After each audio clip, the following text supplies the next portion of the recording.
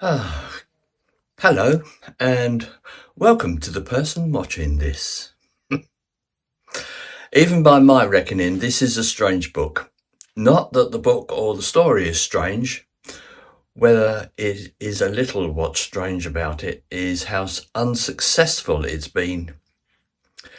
I released it in 2021, and so it's been out 5 years, and it hasn't got a single interest in Amazon at all.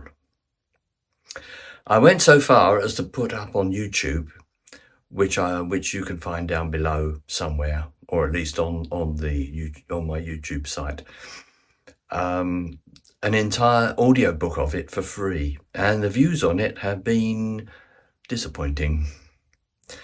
I'm giving away something for free and nobody wants it. And this makes me think the book is either complete and utter total rubbish, or it's something that's remarkable and will be remembered long after I'm dead. There you go. My thoughts. Anyway, here's a warning. The AI voices last 54 minutes this time, because it's a long book. So you might as well switch off now, because there's no non-stop conflict, combat, darkness, gore and mayhem here in order to be entertained. But if you are still here we go with the synopsis. In this first-person narrative, a mathematically gifted young man recounts the profound transformation of his life after a miraculous recovery from a brain tumor. During his convalescence, he experiences a celestial encounter that leaves him with a supernatural ability to manipulate time through mysterious markings on his hand. Terrified by the isolation of his unique power, he initially hides from the world until desperation pushes him to use his gift for material gain by predicting lottery numbers. His sudden wealth allows him to escape his stifling, dismissive family and purchase a luxury London apartment. But repeated lottery wins draws unwanted media attention, threatening the anonymity he craves. Oh, there's only a small part of it. But anyway, ultimately the story explores the ethical and psychological consequences of possessing a godlike power in an ordinary world, and the fragile boundary between salvation and self-destruction. Well, there you go. Anyway, if you'd like to subscribe and ring that bell, that would be great. I think the AI voices did a very good job as well. And they are becoming more remarkable by the day, I think. Anyway, if you listen and get through to the end, full marks to you. Enjoy. Welcome to the deep dive. We're just so incredibly glad you decided to join us Oh, today. absolutely, because the stack of source material we are unpacking today is it's going to completely alter the way you look at reality. Yeah, it really is. And I want to pose a question to you right off the bat, just to get your mind oriented to where we're going with this. Right. That's a stage. Exactly. What would you do if you were handed the ultimate cheat code to the universe? The ultimate cheat code. And I'm not talking about like a minor advantage here, not a photographic memory or a winning stock tip. I mean, absolute unadulterated reality-bending power. The big stuff. The big stuff. If you could control the very fabric of existence, would you immediately set out to fix human history? Like, would you assassinate dictators or prevent catastrophic wars or cure diseases? The classic hero complex. Right. Or would you simply use it to secure a really nice luxury apartment, avoid your overbearing family, and just sit quietly in a room doing math? I mean, it is the ultimate philosophical hypothetical, right? We see it in literature all the time. This grand idea of how humanity handles absolute power. Yeah.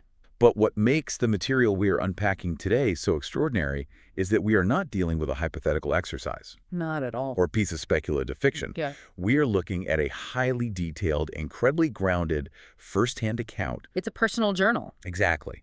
A massive document saved simply as a PDF. The title is The Luckiest Man in the World. Such a loaded title. Very loaded, and the entries date between late 2024 and early 2026. And this document is just staggering. It is the meticulously documented diary of a 22-year-old mathematical prodigy, a guy named John Crabtree. John Crabtree. Yeah.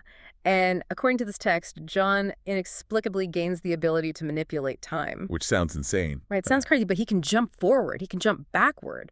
And what makes the source material so completely gripping is how deeply human and just flawed his reaction to this power actually is. Yeah, his reaction is very real. So our mission today is to explore the psychological, the deeply practical, and the truly terrifying moral consequences of suddenly wielding godlike power. All while still having to navigate incredibly mundane, everyday human problems. Which is the core of the human experience right there. Absolutely. The collision of the profound and the mundane. I mean, the journal strips away all the Hollywood glamour of time travel. There are no flashing lights in a laboratory. No mad scientists. Yeah.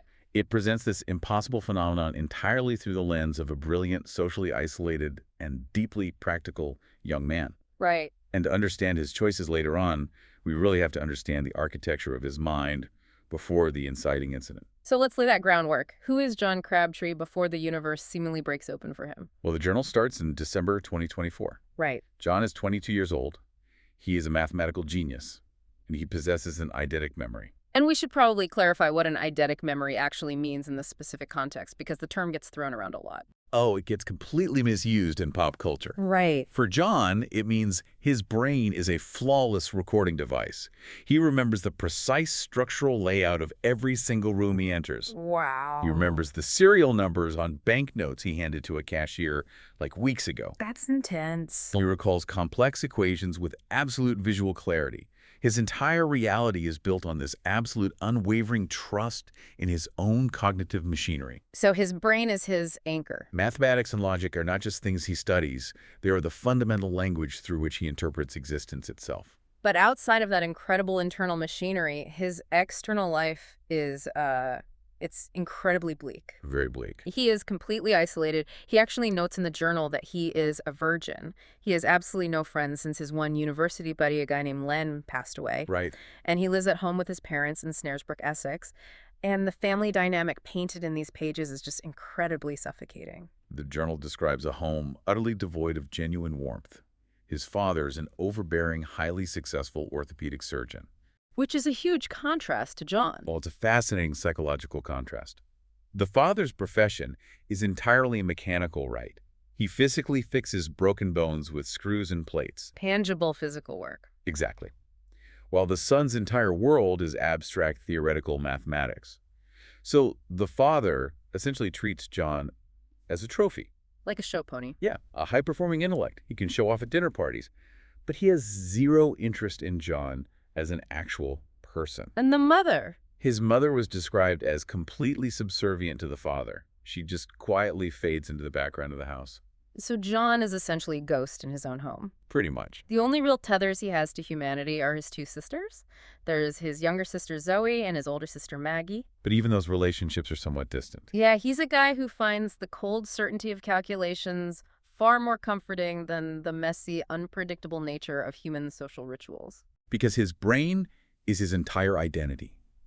It is the sole source of his value in his father's eyes, and his only refuge from a world he just doesn't quite understand how to connect with. Which is crucial context for what happens next. Extremely crucial, because when your entire reality, your entire defense mechanism against the world is built on the absolute certainty of your own intellect, then a structural failure in that brain is going to be catastrophic. Catastrophic is the exact word. And that is exactly what happens. It's a few days before Christmas in 2024. The journal describes John stepping out into his parents' garden just to clear his head. He's an amateur astronomer. Right. So he naturally looks up at the night sky, specifically focusing on the constellation Cassiope. And he spots a point of light. A star that he knows with absolute flawless eidetic certainty should not be there. Because he knows the sky map the way we know the layout of our own living rooms. Right. So he stares at this anomaly. And the journal notes that his parents eventually come out into the cold and grab his shoulders. Because he's just frozen there. They tell him he has been standing there completely frozen, staring up at the sky for over 30 minutes. I can only imagine the sheer terror of that moment, having your reality interrupted like that. It's terrifying. When his parents shake him out of this fugue state, John doesn't just feel confused or disoriented. He describes experiencing a sudden, terrifying, absolute conviction that the two people standing next to him are not his parents. Right, the Capgras delusion. Yeah, they look like them, they sound like them, but his brain insists they are imposters. The psychiatric term for that specific delusion is Capgras syndrome, where a person holds a delusion that a friend or spouse or parent has been replaced by an identical imposter. But for John, the paranoia expands instantly outward. It doesn't stop with his parents. No, he is struck by the overwhelming, crushing paranoia that the entire universe, the sky, the garden, his home, the people, has been created as an elaborate galactic practical joke played specifically on him. And the sheer force of this adrenaline rush, the absolute collapse of his logical framework, causes his vision to actually turn crimson. And he physically collapses in the garden. He passes out from the existential terror of it. And the narrative immediately grounds this cosmic horror in stark medical reality. Which is such a shift. Right. John wakes up 5 days later in a secure hospital ward. He had been placed in a barbiturate-induced coma. And why? Because surgeons had to perform emergency surgery to remove a tumor from his occipital lobe. The occipital lobe is the visual processing center of the human brain. Suddenly, everything makes terrifying clinical sense. And the medical explanation is perfectly sound. He had a rapidly growing mass, pressing on the precise areas that control sight and spatial reality. Which explains the star. Exactly. This pressure led to visual hallucinations, followed by a severe psychotic break, which the doctors diagnose as acute schizophrenia triggered by the trauma to the brain. So he gets the surgery, the tumor is gone, but the journal details an absolutely horrific recovery process. Because the paranoia doesn't just vanish with the physical tumor. No. While he is locked in this secure mental facility, he writes about believing the doctors and nurses are agents of some evil entity. He feels entirely disconnected from reality. Like a ghost floating through a simulation. And during this prolonged recovery, he begins having vivid, recurring hallucinations. Right. The humanoid. He documents dreaming of a tall, benevolent, silent white humanoid creature standing beside his hospital bed. Just standing there. The creature never speaks, but it constantly holds his hand. John feels an overwhelming sense that this creature is trying to educate him, trying to pass on some kind of profound knowledge. And it doesn't stay confined to his dreams. This is where the physical residue appears. In the waking world. Exactly. In the waking world, the back of his right hand begins to darken. Initially, it looks like deep bruising from the IV lines, but over the weeks, it metamorphoses into 10 permanent, distinct, dark, square pattern marks. The medical staff naturally notice this. The dermatologists diagnose the marks as localized hyperkeratosis and hyperpigmentation, essentially a severe thickening and darkening of the skin, often a stress response or just a benign dermatological anomaly. But they want to test it. They want to perform a biopsy to ensure it isn't a form of melanoma. But John fiercely refuses. He physically fights the nurses over it. He protects them. He feels a deep, instinctual need to protect these marks, even though he doesn't logically understand why. It is a devastating portrait of vulnerability. Here is a mind that could previously solve equations that would baffle university professors, now reduced to guarding dark spots on his skin like a wild animal. He writes about sitting in this secure ward, furiously scribbling complex mathematical formulas in notebooks all day. So his math skills are fine. His raw computational intellect is completely intact, yet he is entirely unable to solve the basic problem of his own reality. He simply cannot trust his own mind. I think we need to ask you, the listener, to just pause and imagine that profound level of isolation. It's hard to even fathom. Imagine waking up tomorrow and realizing the hardware running your consciousness is fundamentally broken.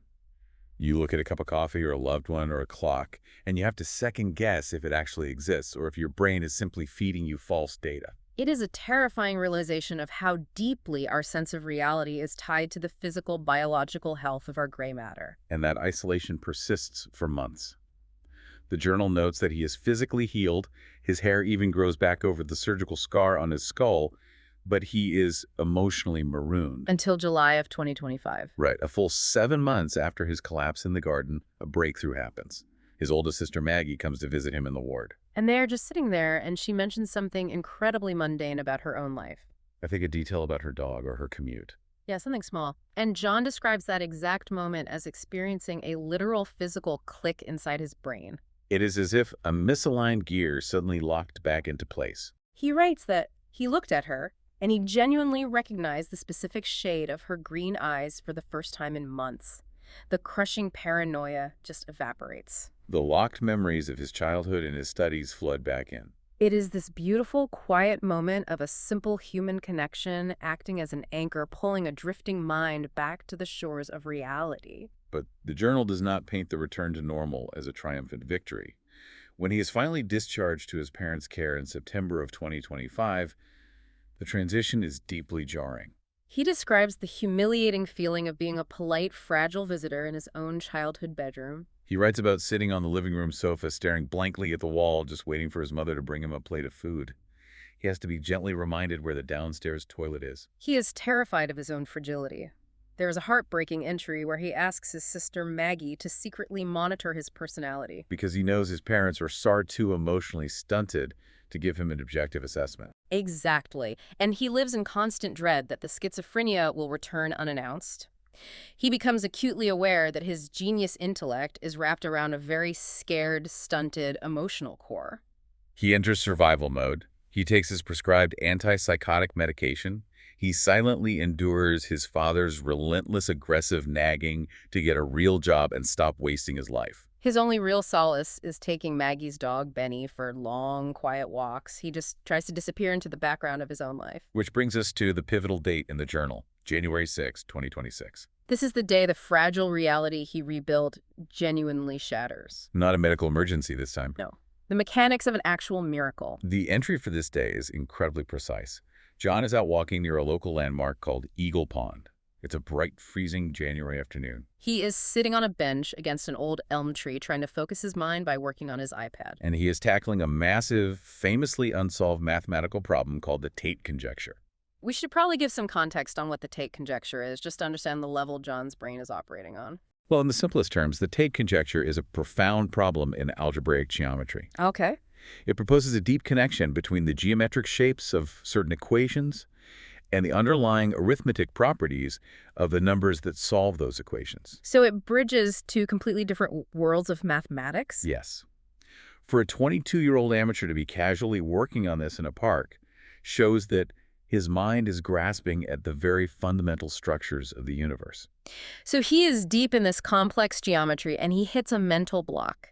He looks up from his screen, seeking a moment of inspiration, scanning the bright daytime sky. And there it is again. The white dot. Hovering right where the constellation Cassiopeia should be visible, even in the daylight. You can feel the gut-wrenching panic in his writing. His immediate thought is the most logical one. The tumor has returned. The surgery failed. Right. He thinks he is hallucinating again, and he is going to be locked back in the secure ward for the rest of his life. He braces himself for the paranoia to hit, for the crimson vision to descend. But the paranoia never comes. Instead, the white light begins to descend from the upper atmosphere. It grows from a point of light into a massive, glowing white circle, 50 meters wide, then 10, then 5. It completely envelops him, sitting there against the elm tree. And instead of the icy terror of a psychotic break, he describes feeling an overwhelming, all-encompassing sense of warmth. A profound coziness and a pure heavenly peace that he has never experienced in his life. When he opens his eyes, the light has vanished. The park looks exactly the same. The frost on the grass is the same. He checks his hands at the clothes. He looks the same. But internally, he knows he has been fundamentally altered. The change is described as an absolute sensory explosion. When he packs up his iPad and returns home, he realizes his brain is no longer just functioning. It is operating on an entirely new plane of lucidity. He glances at the complex algebraic geometry on his screen and instantly, effortlessly spots 4 major foundational errors in his own calculations. But the hyperintelligence doesn't stay confined to mathematics on a screen. No, it bleeds into his perception of the physical world. During a painfully mundane family dinner that evening, he describes passively processing an unimaginable amount of data. Without even trying, he has calculated the exact blink rate of his mother across the table. He is computing the structural load factors of stress on his father's teeth as the man chews a pork chop. He is measuring the microscopic velocity of the air molecules passing through his sister's lips as she breathes. He is even estimating the raw number of bacteria currently thriving in the digestive tracts of everyone in the room. Reading that, it sounds like it should be an agonizing experience. You would think a sensory overload of that magnitude would drive someone instantly mad. Like turning up the volume of the world until the speakers blow out. But John specifically notes the absence of anxiety. He feels like a supremely powerful, perfectly cooled supercomputer. He is effortlessly processing the infinite data points of the universe without breaking a sweat. For the very first time in his 22 years of life, he feels entirely, unequivocally in charge of his own consciousness. But as incredible as the hyperintelligence is, it turns out to only be a byproduct.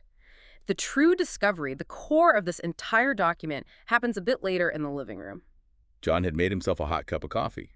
He set it down on a coaster, picked up the television remote, flipped through some channels for what he perceived to be barely a minute, and then reached back down to pick up the mug and take a sip. The coffee is completely cold. And more importantly, the surface is coated in a thick, milky scum. The mystery of the cold coffee. It is such a brilliantly ordinary detail to trigger the discovery of a lifetime. It is the scientific method in action. John's newly hyperlogical mind immediately isolates the key variable. It isn't just that the coffee is cold, ambient temperature could account for rapid cooling. Right. It's the scum. Exactly. A pellicle, the skin that forms on the surface of boiled milk, requires a specific, undeniable amount of time to form as the proteins denature and the water evaporates. Scum implies time has passed. He hasn't moved. The television program hasn't seemingly jumped. Physical evidence proves a significant chunk of time has elapsed. He doesn't just jump to conclusions, though. He runs a control experiment. He goes to the kitchen, makes another entirely identical cup of hot coffee, and places it directly into the chest freezer for an hour. He takes it out. The coffee is ice cold, but there is no milky scum. Rapid temperature drop does not produce the same biological result as the slow passage of time. So he returns to the living room. He sits on the sofa, listening to the rhythmic ticking of a heavy antique mantel clock. His mind races through possibilities.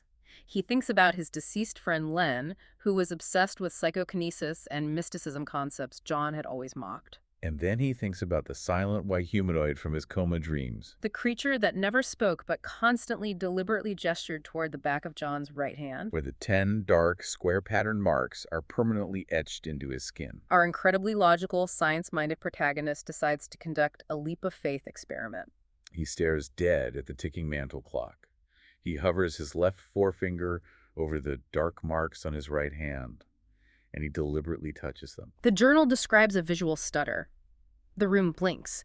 The ambient light levels pouring through the living room windows completely and instantly change from twilight to deep night. He looks back at the mantel clock.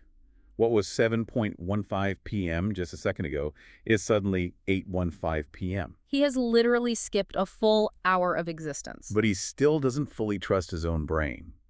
He needs objective external proof that he isn't just having a localized absence seizure or a lucid dream. So he goes up to his bedroom, he takes his smartphone, opens the video camera app, and props it up against 2 heavy math textbooks on his desk, pointing the lens directly at his bed. He sits on the bed, touches the marks on his hand, and concentrates on jumping forward. Boom! The room shifts again. He checks the time. It is now 11:40 at night. He reaches for his phone to review the footage. The phone has been recording continuously for over 2 hours. The video plays back, and the objective proof is indisputable. The footage shows John sitting on the edge of the bed, and then abruptly, in a single frame, he vanishes from the room. The bed remains empty for 2 uninterrupted hours of recording, and then instantly he reappears in the exact same position. He has physically projected his mass and consciousness into the future. I find the contrast of what happens the very next morning to be the funniest, most relatable part of the entire journal. Oh, absolutely. John wakes up. He is lying in bed trying to process the metaphysical weight of the fact that he is now a literal god of time. He commands the fabric of space-time. And then his bedroom door violently rattles.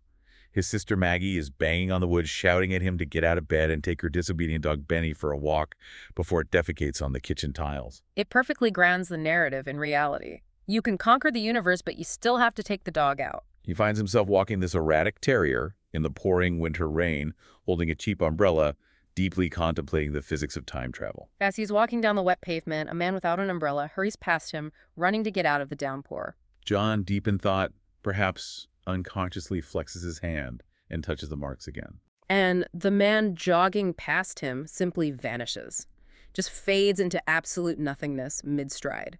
Benny the dog lets out a confused bark. And then a few seconds later, the drenched man appears again, walking towards them from the same direction, repeating his exact same path, hurrying to get out of the rain. John analyzes the sequence of events. He didn't banish the man into the past. No. John himself went backward in time by about 20 seconds. And this reveals a critical new variable. Benny the dog, who was attached to John via the leash, traveled back in time with him. The dog is the breakthrough. John begins to actively map the rules of his new reality through empirical observation like any good scientist. Rule 1. He can travel forward and he can travel backward. Rule 2. He can bring living creatures and presumably inanimate objects like his clothes and umbrella with him, provided they are in physical contact or part of his immediate physical envelope. And Rule 3 is perhaps the most philosophically important. He tests this later that afternoon. He sits in his bedroom, waits an hour, and then intentionally travels back in time 1 hour, specifically targeting a time when he knows for a fact he was sitting in that exact room. When he arrives in the past, the room is empty.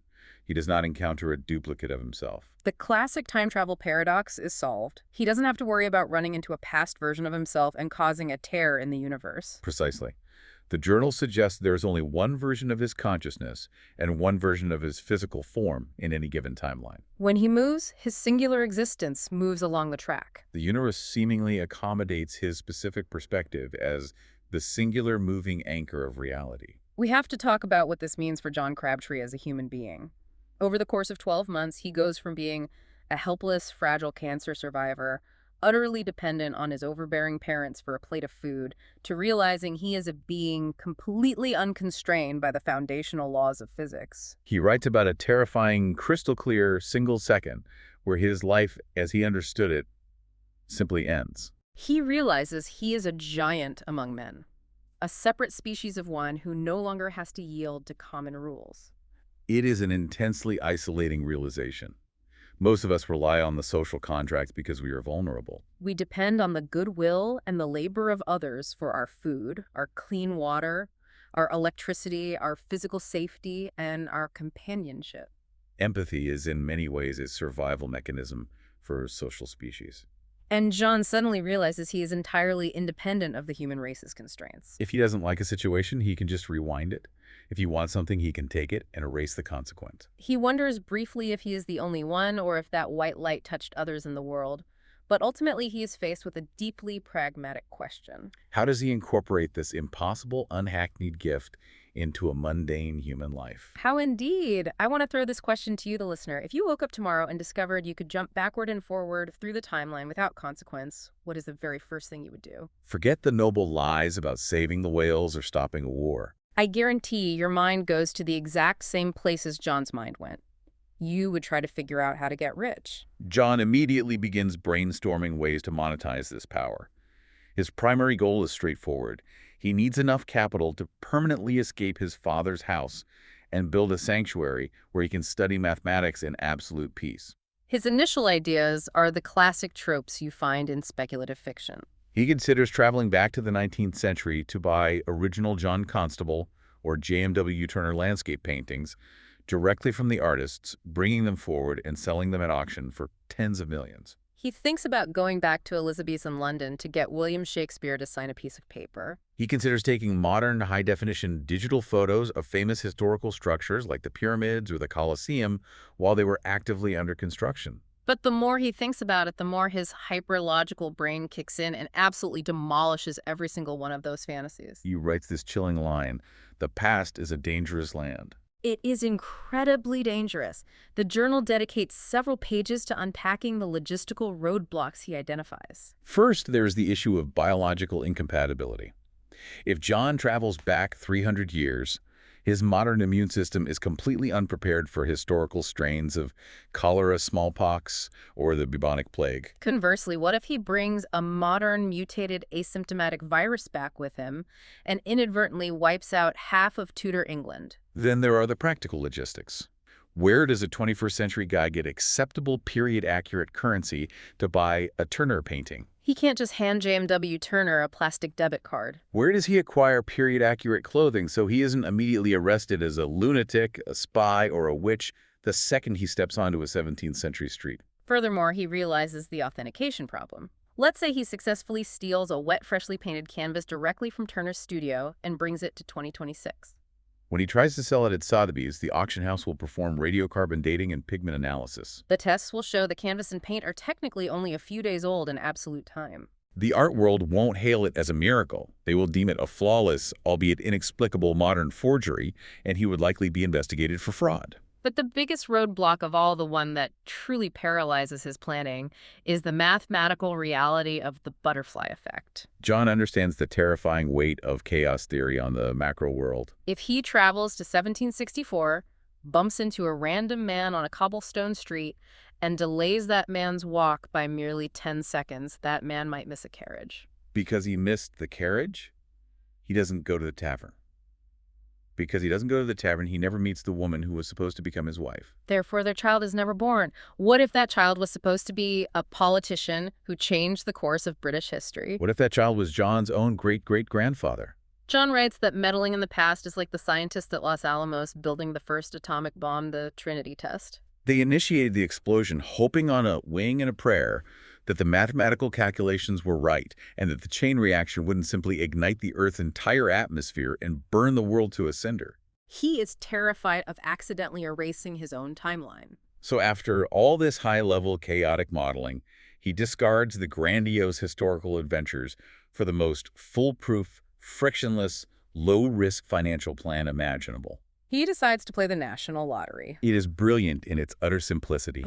There is no algorithm, no massive supercomputer crunching probability curves. John realizes that probability is for people bound by linear time. He doesn't need to guess the numbers. He just needs to observe an event that has already happened. The journal details his exact methodology. He waits in his bedroom until the evening of the Saturday lottery draw. He touches the marks on his hand and jumps 3 days into the future. He turns on his television, watches the lottery balls fall into the chute, and calmly writes the 7 winning numbers down on a notepad with a cheap biro pen. He touches his hand, jumps back to his present timeline, opens his laptop, and buys a ticket online using those exact numbers. 7 simple numbers. The result is a guaranteed stress-free win of over £11 million. It is the ultimate cheat code. But having 11 million apparently isn't quite enough to soothe his deeply ingrained anxieties. Driven by a very human mix of greed and a desperate desire for absolute, unassailable security, he decides to repeat the exact same process the very next week. He wins a second consecutive jackpot, bringing his total banked wealth to over £29 million.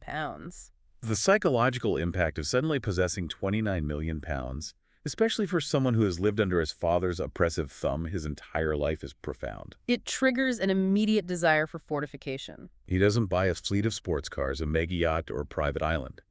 He uses $7.5 million of the cash to purchase a sprawling, luxurious, recently converted Victorian warehouse flat. It's located high above the Thames near Blackfriars, featuring massive windows and exposed brick. But he doesn't just move in. He hires a highly sought-after, expensive interior designer named Aurelia Bach. He tasks her with outfitting the space into a minimalist high-tech sanctuary. He wants top-of-the-line security systems, soundproofing ergonomic furniture, and high-end computer servers. He is building an impenetrable fortress above the city where he can completely isolate himself and do his math. What is truly fascinating here is how clinically he severs his ties with his past life.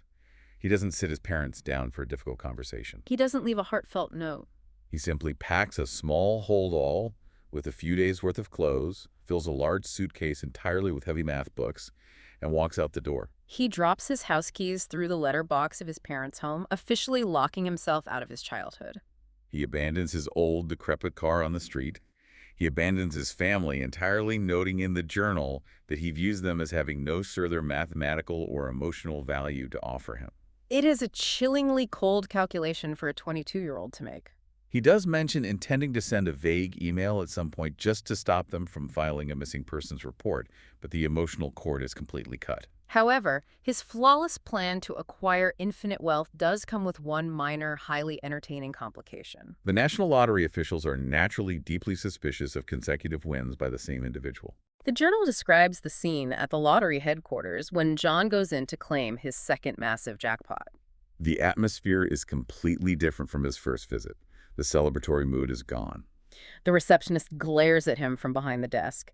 The official assigned to handle his claim, a man named Mr. Johnson, treats John with outright frosty suspicion. Mr. Johnson essentially implies that it is mathematically impossible to win consecutive jackpots without some form of elaborate illegal fraud.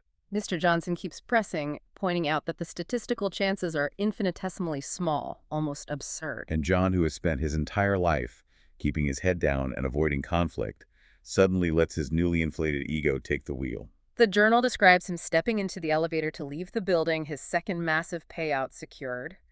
As the elevator doors begin to close, John holds his hand out to stop them, looks Mr. Johnson dead in the eye and shouts, "You do know what I am, don't you? I'm a bloody good, recognized mathematician, and I'll see you next Monday." It is such a beautifully arrogant, entirely human mistake. He is openly taunting them. He knows he hasn't broken any actual statutes because there are no laws on the books against utilizing time travel to buy a lottery ticket, but he deliberately puts a massive target on his own back simply to stroke his own ego. It shows that despite his godlike power, he is still an insecure young man who desperately wants to feel superior to authority figures. This incident marks a critical transition in John's journey. He has secured his fortress in the sky, he has infinite wealth, and he has achieved total isolation. He spends weeks just ordering expensive takeout and doing calculus. But the power itself is intoxicating. The human mind isn't built for total isolation, especially when it holds the keys to the universe. He can't just sit in his apartment forever. Yeah. The urge to test the waters, to push the boundaries of what he can do, becomes overwhelming. He decides he needs to test a safe, purely observational trip deep into the past. He wants to prove to himself that he can be daring, that he isn't just a coward hiding behind millions of pounds. He selects a specific historical event. He decides to travel to October 1878 to witness the erection of Cleopatra's Needle, the ancient Egyptian obelisk, on the Victoria Embankment in London. He approaches this with meticulous scientific preparation. He walks down to the modern Victoria Embankment Gardens and scouts a specific location behind a large oak tree. An area he calculates will keep him safely out of the way of the 19th century construction crews. He dresses in a heavy raincoat to blend in somewhat with the dreary weather packs. A high-definition Nikon digital camera touches the marks on his hand and initiates the jump. The sensory details he records upon arriving in 1878 are incredibly immersive. He doesn't just see the past, he feels it. He describes the immediate suffocating gray mist of the Industrial Revolution. The air tastes heavily of coal sulfur, and the thick pollution the infamous London pea souper catches in his throat and makes his eyes water. It is eerily, profoundly quiet compared to the deafening roar of modern London traffic. He watches a horse-drawn carriage clatter past on the cobblestones, the driver completely ignoring this strange man holding a glowing digital screen. He successfully snaps dozens of macro photographs of the obelisk being maneuvered into place. The experiment is a complete success. He feels a massive rush of adrenaline and pride. He has touched history without altering it. He is preparing to touch his hand and jump back to the safety of 2026. But then the complication arises. As he turns to leave, he hears a wet, rattling cough coming from the other side of the oak tree. He walks around the trunk and discovers a young boy, perhaps 10 years old, sitting in the mud against the roots. The journal's description of this child is visceral. The boy is wearing filthy, damp, dark rags. He is completely barefoot in the freezing October mud. He's almost skeletal from malnutrition, barely conscious. His lips blue from hypothermia, and he smells strongly of human waste and decay. John is instantly hit with an agonizing ethical paradox. For weeks, he has built this intricate logical framework about the necessity of the butterfly effect. He knows the rules: do not interact, do not bring back historical diseases, leave absolutely no footprint. Yet all of that abstract mathematics violently collides with the immediate, visceral reality of a dying human child gasping for breath right in front of him. He writes that he tries to walk away, telling himself the boy's death is a fixed point in history. But he can't do it. His basic humanity overrides his mathematical detachment. He realizes he cannot, in good conscience, leave a child to die of exposure when he holds the power of a modern emergency room in the palm of his hand. He scoops up the incredibly light, freezing child, touches the marks, and jumps violently back to 2026. And this is where the brutal reality of the 21st century comes crashing down on his godlike intentions. He emerges in the modern gardens, flags down a passing black cab in the pouring rain and rushes this dying Victorian child to the emergency room at St. Bartholomew's Hospital. The collision of these two eras in a sterile hospital setting is profound. You have a starving child pulled straight from the gutters of Charles Dickens's London, suddenly dropped onto a gurney in a modern NHS facility under fluorescent lights. The medical staff are entirely horrified by the boy's condition. An elderly doctor remarks that he hasn't seen the specific devastating level of malnutrition since treating refugees during his own childhood in Bangladesh. The doctor stabilized the boy, but the medical crisis immediately transitions into a bureaucratic nightmare. You cannot simply drop an unidentified dying child into a modern hospital and walk away unnoticed. The social safety net engages. Hospital security surrounds John in the waiting room. The Metropolitan Police are called. John is pulled into an interrogation room. He sticks to a fabricated story, claiming he was just taking nature photos in the park and found the boy abandoned under a tree. The police can't prove otherwise in the moment, so they let him go home. But he is now squarely in the system. The very next morning, the police arrive at his luxury warehouse flat with a battering ram and a search warrant issued under the Children Act, 1989. They tear his meticulously ordered sanctuary apart. They are looking for evidence of child abuse trafficking or kidnapping. They confiscate all of his highly expensive, custom-built computer servers, his laptops, and his cameras. Furthermore, because he is a suspect, they raid his parents' house back in Snaresbrook, terrifying his estranged family. John's perfectly ordered, peaceful life, funded by millions of pounds, is completely destroyed in a matter of hours. And why? Because he tried to do a purely good, selfless thing. He saved a child's life, and the reward was having the full crushing weight of the modern state brought down upon his head. It forces us to examine the paradox of infinite power. If you have the ability to fix any tragedy, at what point are you morally allowed to stop and just live your own life? John saved one single life, and it compromised his entire existence. And the fallout doesn't stop with the police. The investigation creates a messy paper trail, and that trail attracts a predator. Enter Jennifer Martin. The journal describes her as a tenacious, shrill, deeply unpleasant freelance investigative reporter. She somehow manages to connect the dots. She realizes that the mysterious young man who recently won 2 consecutive mathematically impossible lottery jackpots is the exact same man who just walked into a hospital with a dying, unidentified child who speaks in an archaic dialect. She acquires John's unlisted mobile number. She calls him while he is sitting in his empty raided apartment, and she outright threatens him. She tells him she is going to expose him to the tabloids. She threatens to dig into his family's history, to interrogate his estate agent, and to harass his interior designer Aurelia Bach. She smells a massive story, and she wants to ruin his life to get it. This relentless pressure acts as the catalyst for a terrifying psychological shift. Up until this point, John has been reactive, defensive, and largely benevolent, or at least neutral. But now, cornered by the police investigation, harassed by his father, who actually shows up at his flat to scream at him about the police raid, and actively blackmailed by Jennifer Martin, John decides to go on the offensive. He makes a conscious decision to punish her. And we are not talking about hiring a lawyer to send a cease and desist letter. The journal outlines a chillingly calculated setup. He calls Jennifer back and agrees to give her an exclusive interview. He sets an open public meeting at a busy cafe outside the Royal Festival Hall on the South Bank, scheduling it for exactly 2:00 p.m. Before he leaves his apartment, he uses Google Earth's historical imagery slider to check exactly what the South Bank of the Thames looked like 80 years ago. He discovers that in July of 1946, the area around the Royal Festival Hall wasn't a cultural hub. It was a bombed-out, dangerous industrial wasteland filled with rubble from the Blitz and aggressive dock workers. They meet at the Modern Cafe. Jennifer is described as smoking a cigarette, acting incredibly smug, believing she has successfully cornered her wealthy prey. John sits across from her perfectly calm and asks her for a seemingly bizarre favor. He says, "Take out your phone, open the clock app, and set a timer for exactly 1 hour." Jennifer is confused, but she wants the interview, so she complies. She sets the timer and drops the phone back into her designer handbag. In that brief moment of distraction, John programs a specific date, July 1st, 1946, into the sequence of marks on his right hand. He reaches across the small cafe table and firmly grabs her arm. He presses the final mark. In the blink of an eye, they vanish from the crowded 2026 cafe. They materialize instantly in the gray post-war desolation of 1946. They're standing in the dirt, surrounded by rusted steam cranes, shattered brickwork, and the grim reality of a broken city. The second they arrive, John lets go of her arm.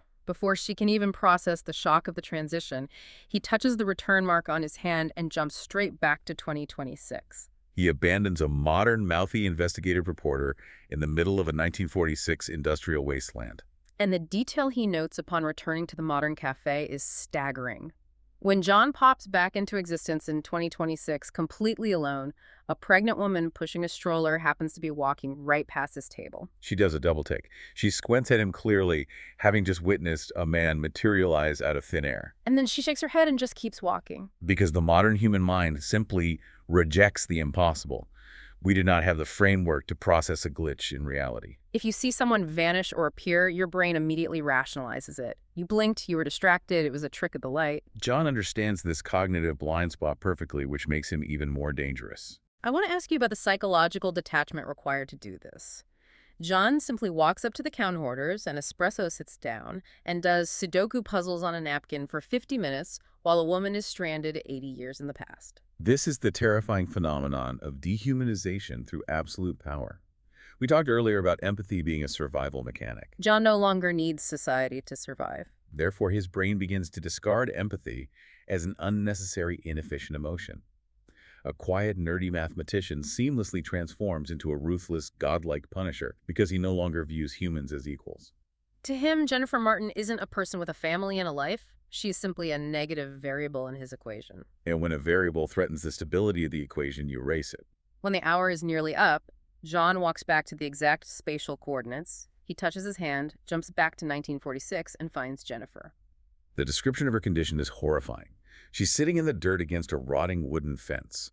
Her bright green-dyed hair is matted with mud. Her expensive pink skirt is torn. Her face is bleeding heavily from a bruised, swollen eye and a split lip. She had been brutally assaulted by a group of aggressive local women who assumed this strange, brightly dressed woman was a prostitute encroaching on their territory. He grabs her arm just as her phone timer goes off in her bag, and he pulls her back to the safety of 2026. She collapses onto the modern pavement, a gibbering, traumatized mess. The journal notes she has soiled herself in terror. She looks up at him bleeding and asks, "What are you?" John writes that in that moment, seeing the physical damage he caused, he feels a flicker of guilt. He tries to justify it to her, saying he just wanted to teach her a lesson about overstepping boundaries. But the damage is completely irreversible. He has shattered her reality just as severely, if not more so, than his own was shattered back in the garden in 2024. It was the ultimate test of character, and John categorically fails it. He notes that he sleeps perfectly fine that night in his luxury bed, easily convincing himself that his actions were a necessary form of self-defense. But violence, even temporal violence, creates ripples. He thinks he solved the problem by terrifying her into silence, but his actions have drawn the attention of a much larger shark. This catapults the journal into the final massive complication: monetizing the past. Jennifer Martin doesn't write the story for the tabloids. She is far too deeply traumatized.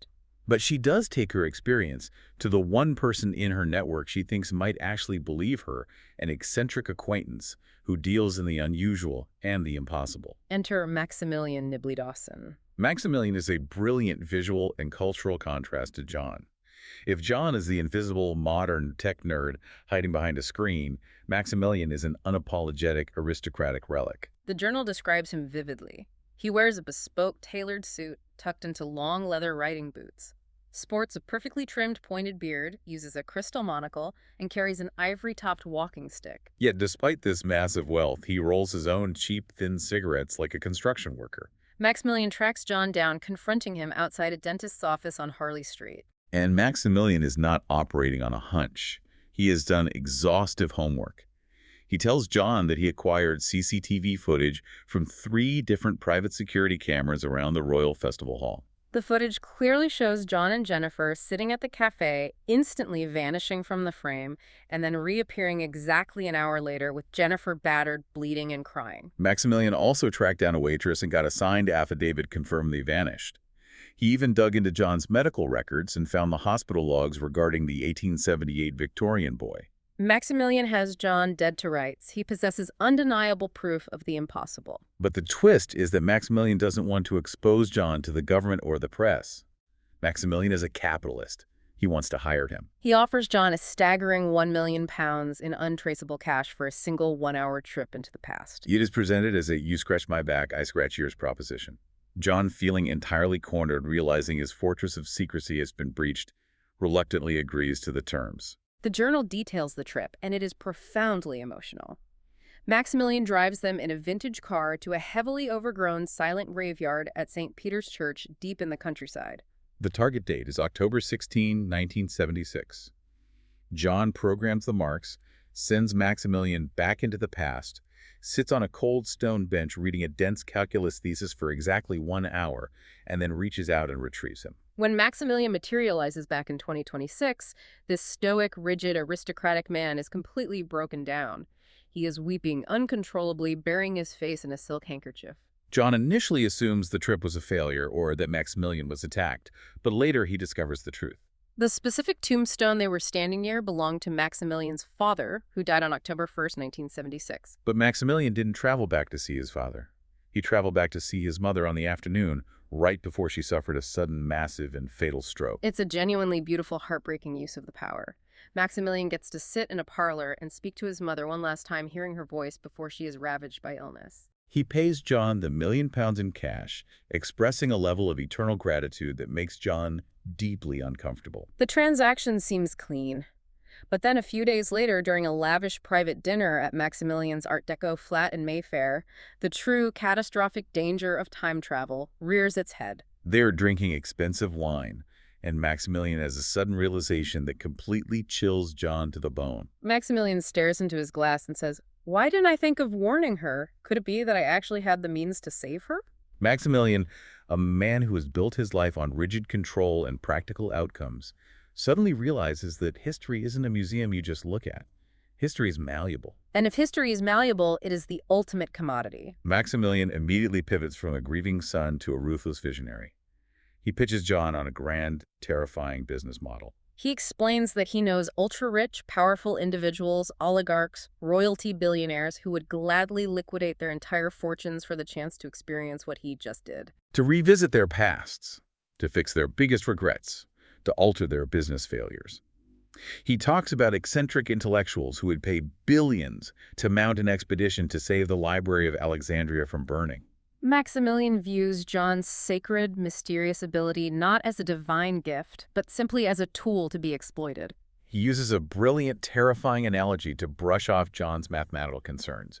He says, you can put 5-star premium in the car, or you can put unleaded, but it's all petrol, isn't it? We have an input, which is the markings on your hand, and an output, which is traveling in time. We just don't know how the bloody middle bit works. He is essentially telling John that they don't need to understand the cosmic engine to drive the car and profit from it. And this terrifies John more than the police raid, more than the tumor. Because John's dread isn't just about accidentally causing a butterfly effect, it is deeply structurally philosophical. John writes that he outright refuses to travel into the future ever again beyond his initial necessary lottery experiments. Why? Because to a theoretical mathematician, experiencing a fixed future mathematically proves the concept of determinism. Let's unpack determinism because it is the core of his dread. Determinism is the philosophical proposition that every event, including every human decision, is the inevitable and necessary consequence of antecedent states of affairs. In physics, it's often linked to Laplace's demon, the idea that if you know the precise location and momentum of every atom in the universe right now, you can calculate the entire future. If John can travel to next Tuesday and see exactly what numbers the lottery machine spits out, it means next Tuesday already exists. The script is already written. And if the script is already written, human free will is a mathematical lie. We are all just meat puppets acting out a play we can't change. John completely rejects Maximilian's offer to build a temporal cartel. He just wants to retreat. He flees back to his warehouse, flatlocks the heavy steel doors, and tries to lose himself in equations. But the psychological toll is manifesting in violent nightmares. He writes about a recurring dream where he is running desperately through a dark, tangled forest. He is carrying a heavy, solid gold cup in his hands, and he is being hunted by a massive horde of unrecognizable, screaming people. The symbolism is thick. The gold cup is his power, and humanity is coming to tear him limb from limb to take it from him. The paranoia is entirely justified. The journal ends with one final, terrifying encounter. Jennifer Martin, the reporter he tortured in 1946, returns to his flat. She is a shell of her former self, deeply traumatized, her arrogance completely stripped away. She didn't come to blackmail him, she came to warn him. She reveals that Maximilian didn't find John by accident. Maximilian's sister had actually been stalking John in the city for weeks, pretending to be a lost American tourist named Caroline just to gather intel on his habits. Jennifer warns John that he is being actively groomed by a deeply powerful, incredibly wealthy family who views him as an asset to be controlled. And then she poses the ultimate paranoid question, the one that forces John to realize he can never stop running. She asks him, "What do you think the governments of the world, the CIA, MI6, the FSB, would do to you if they even suspected there was a single man walking around who had the means to systematically overthrow them before they even knew it was happening?" It is a heavy, bleak place for the journal to cut off. It leaves us with an incredible trajectory to digest. We started with John Crabtree as a helpless 22-year-old math student suffering a massive psychological breakdown in a garden over a brain tumor. And within the span of a single year, he becomes a literal, godlike entity, hoarding tens of millions of pounds, hiding in a fortified luxury penthouse in the sky, punishing his enemies by abandoning them in the rubble of history, and being aggressively courted by aristocratic billionaires who want to rewrite the human timeline for profit. It is a profound study of power isolation and the incredibly fragile nature of our reality. It begs the question of whether any human brain is actually equipped to handle the infinite. But before we sign off, there's one final provocative detail from the text that we have to discuss. It's a tiny moment buried in the middle of his experiments, but the implications are monumental. At one point, when John is desperately trying to understand the origin of his power, he takes high-resolution macro photographs of the dark, square pattern marks on his right hand. He takes those images and uploads them into a program called TinyEye, which is a highly advanced, incredibly comprehensive reverse image search engine. He unleashes an algorithm to search billions upon billions of images across the entire indexed internet to see if these specific geometric symbols exist anywhere in human history. He checks ancient Sumerian texts, modern corporate logos, obscure languages, and astronomical charts. And the search engine returns 0 hits. Absolutely nothing. At first, John writes that this brings him a sense of relief. He interprets the null result as proof that he is entirely unique, that the benevolent white light in the park only chose him and no one else. But if you take a step back and think about the mechanics of what we just read, a terrifying implication emerges. If these marks are the literal physical interface for time travel, and some cosmic entity or higher dimension is bestowing them upon people, what if John isn't the only one? What if someone else in human history received this exact same gift? If someone else had this power, they wouldn't leave a digital footprint for an image search engine to find. They wouldn't write a blog post about it. They would have simply rewritten our timeline already to suit their own needs, seamlessly covering their tracks. We could be living in a reality that has been edited, erased, and rewritten millions of times by invisible strangers with marked hands. Wars could have been started or prevented, massive empires built or destroyed out of thin air, millions of people born or unborn, and our brains would simply accept the current draft as the absolute truth. We might not be the original timeline. Our entire modern existence, everything we know and remember, could just be the temporary byproduct of someone else's temporal lottery win or someone else's petty vengeance. That is an incredibly unsettling thought to mull over the next time you experience a moment of déjà vu. We will leave you to explore that terrifying rabbit hole on your own. Thank you so much for joining us on this deep dive.